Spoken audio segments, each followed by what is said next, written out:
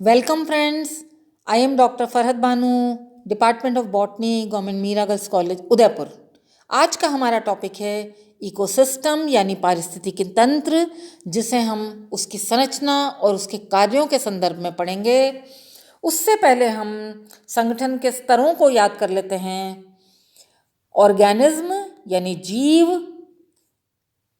केवल एक नहीं होता है, बल्कि उसकी समष्टि होती है किसी भी एरिया में, और केवल एक प्रजाति की समष्टि नहीं होती है, प्रजाति के जीव नहीं होते हैं। कई प्रजातियों के जीव पाए जाते हैं, जिसमें पौधे भी आते हैं, जिसमें जंतु भी आते हैं, जो कि एक समुदाय बनाते हैं। तो जीव, समष्टि, समुदाय, और उस समुदाय में कई प्रकार के जो जीव हैं वो आपस में ही केवल क्रिया नहीं करते, बल्कि उनकी क्रिया अजैविक तत्वों के साथ भी होती है, और ये कुल मिला के एक जो तंत्र बनता है उसको हम इकोसिस्टम कहते हैं। Ecosystem term A.G. टेंसले ने दी थी 1935 में, लेकिन ऐसा नहीं है कि ये कॉन्सेप्ट जो है केवल टेंसले का दिया हुआ है। टेंसले से पहले भी मोबियस ने 1877 में बायोसिनोसिस के नाम पर इस प्रकार के तंत्र को समझाने की कोशिश की थी। फोर्ब्स ने माइक्रोकॉज्म नाम दिया था इसे। बायोसिस्टम, इकोकॉज्म वगैरह अन्य नाम भी इसके लिए प्रपोज किए गए थे, लेकिन चलन में इकोसिस्टम नाम है। इको यानी एनवायरमेंट, और सिस्टम यानी केवल अंतरक्रिया ही नहीं, केवल इंटरेक्शन ही नहीं, बल्कि अंतर्निर्भरता भी होती है जीवों की आपस में और उनकी अजैविक तत्वों के साथ। और इस प्रकार जो एक जटिल प्रकार की व्यवस्था बनती है वही इकोसिस्टम है। इसके संरचनात्मक और क्रियात्मक दोनों पहलू होते हैं। ये एक सेल्फ सस्टेन्ड प्रकार का सिस्टम है, यानी अपने आप ये मेंटेन होता है, इसका रख रखाव अपने आप होता है, अपने आप ये नियमित होता है, यानी एक प्रकार से ये होम्योस्टेसिस की अवस्था में रहता है, समस्थैतिका अवस्था में रहता है। यदि रेंज की बात करें, साइज की बात करें, तो एक पॉन्ड भी एक इकोसिस्टम है, उसमें पाई जाने वाली एक बूंद भी एक इकोसिस्टम हो सकती है थोड़े समय के लिए। एक ओशन भी एक इकोसिस्टम है, और जैव मंडल भी एक इकोसिस्टम है। यानी साइज छोटे से लेकर साइज बड़ा हो सकता है। अब ये प्राकृतिक भी हो सकता है, और ये प्राकृतिक भी हो सकता है, और ये मैन मेड भी हो सकता है। जैसे यदि गेहूं का एक खेत है तो उसको हम मैन मेड कहेंगे। और प्राकृतिक में स्थलीय और जलीय दोनों प्रकार हैं। जलीय में हम ये कह सकते हैं कि ताज़े पानी का भी एक इकोसिस्टम हो सकता है, और खारे पानी का भी एक इकोसिस्टम हो सकता है। ताज़े पानी के इकोसिस्टम में ठहरा हुआ इकोसिस्टम भी हो सकता है, और ठहरे हुए पानी का और वो बहते हुए पानी का भी हो सकता है। अब इकोसिस्टम के यदि हम कंपोनेंट्स की बात करते हैं, उसकी संरचना में उसके अवयवों की बात करते हैं, तो जैविक और अजैविक, जैविक और अजैविक। जैविक में जो पोषण गति की धारणा है, जो ट्रॉफिक लेवल की बात थी, वो सबसे पहले लिंडरमैन ने दी थी 1942 में, और ये एक बहुत इम्पॉर्टेंट कॉन्सेप्ट है। हम ये जानते हैं कि अलग अलग ऑर्गेनिजम्स के बीच में सबसे बड़ा जो रिश्ता होता है, सबसे बड़ा जो संबंध होता है, वो भोजन का संबंध होता है। भोजन के आधार पर, पोषण के आधार पर जो संरचना यदि देखें, तो उसको हम दो प्रकार मुख्य कह सकते हैं। एक प्रोड्यूसर, उत्पादक है, यानी स्वयं पे पोषी जैसे पौधे होते हैं, बड़े भी साइज के हो सकते हैं, और छोटे साइज के यानी बैक्टीरिया और एल्गी भी हो सकती हैं। और उपभोक्ता, उपभोक्ता पर यदि हम नज़र डालते हैं, यानी जो दूसरों पर निर्भर हैं, उसमें वृहत साइज के भी हो सकते हैं, और उसमें लघु साइज के भी हो सकते हैं। वृहत साइज में शाकाहारी जो प्राइमरी कंज्यूमर कहलाते हैं, मांसाहारी जो अलग अलग एक से अधिक स्तरों में हो सकते हैं, यानी छोटे जीव और छोटे जीवों को खाने वाले बड़े जीव, और माइक्रो की बात करते हैं बहुत छोटे साइज के जीवों की, तो मृतोपजीवी भी आते हैं उसमें, ऑस्मोट्रॉफ भी आते हैं जो सीधा अपना भोजन चूसते हैं जैसे कि फंजाई, अपघटन करने वाले भी आते हैं उसमें, और मरे हुए जानवरों को खाने वाले गिद्ध वगैरह भी आते हैं। तो ये प्रकार हो गए। अजैविक की यदि बात करते हैं तो अजैविक तत्वों में भौतिक में आते हैं लाइट, टेम्परेचर, ह्यूमिडिटी, इनको हम पढ़ चुके हैं पहले, और केमिकल में आते हैं इनऑर्गेनिक और ऑर्गेनिक। इनऑर्गेनिक में मिनरल्स और गैसेस हैं, और कार्बनिक में जो डेड कार्बनिक पदार्थ है, जो मृत कार्बनिक पदार्थ है, प्रोटीन, लिपिड और कार्बोहाइड्रेट, जो अपघटित होकर के ह्यूमस, यूरिया और यूरिक एसिड बनाता है।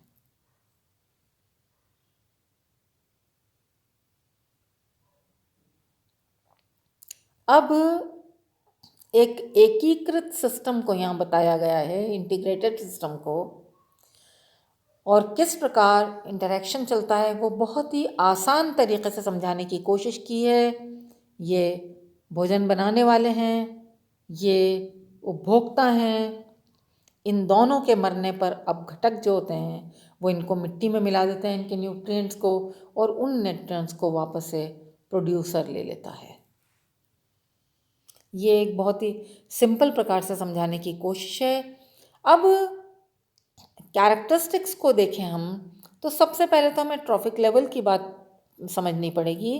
सन, सूर्य जो है वो प्रोड्यूसर्स लेकर के भोजन बना रहे हैं, उन्हें शाकाहारी एनिमल्स खा रहे हैं, उसके बाद ये मांसाहारी जो हैं ये भी नीचे के स्तर के यानी छोटे और बड़े ऊपर के स्तर के हो सकते हैं। अब पैरासाइट्स, स्कैवेंजर्स, पैरासाइट्स हैं, स्कैवेंजर्स हैं, ये पैरासाइट्स हैं, स्कैवेंजर्स हैं, डिकम्पोजर्स हैं। परजीवी जो कि जीवित कोशिकाओं पर रहते हैं, स्कैवेंजर्स जो मृत एनिमल्स पर रहते हैं, और डिकम्पोजर्स जो अपघटित करते हैं।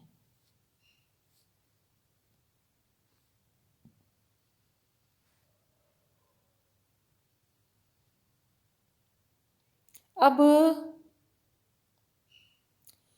दो टर्म्स आप उनमें अंतर देखिए। एक टर्म है स्टैंडिंग क्रॉप और दूसरी टर्म है ये स्टैंडिंग क्रॉप, और दूसरी टर्म है स्टैंडिंग स्टेट। खड़ी फसल और खड़ी अवस्था। खड़ी अवस्था को हम स्टैंडिंग क्वालिटी भी कहते हैं, गुण। अब खड़ी फसल का अर्थ ये हुआ कि किसी इकोसिस्टम में जितना भी जीवित मटेरियल है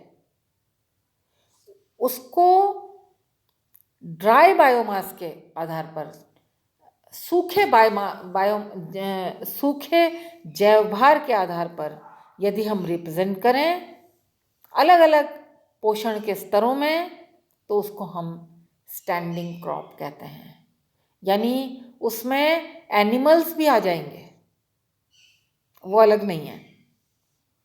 और यदि हम जीवित की बात नहीं करके इनऑर्गेनिक सब्सटेंसेस की बात करते हैं जो एक समय में इकोसिस्टम में होते हैं, यानी कितने मिनरल्स हैं,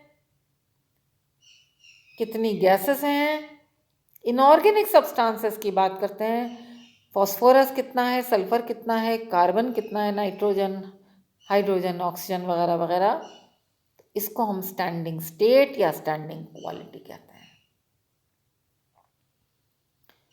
अब इकोसिस्टम की जो प्रोडक्टिविटी है, जो उत्पादकता है, उससे संबंधित कुछ टर्म्स हैं जिसको जानना ज़रूरी है और वो इम्पोर्टेंट भी हैं। एक है प्राइमरी प्रोडक्टिविटी, प्राथमिक प्राइमरी प्रोडक्टिविटी, प्राथमिक उत्पादन। ये संबंधित है उन जीवों के जो अपना भोजन स्वयं बनाते हैं।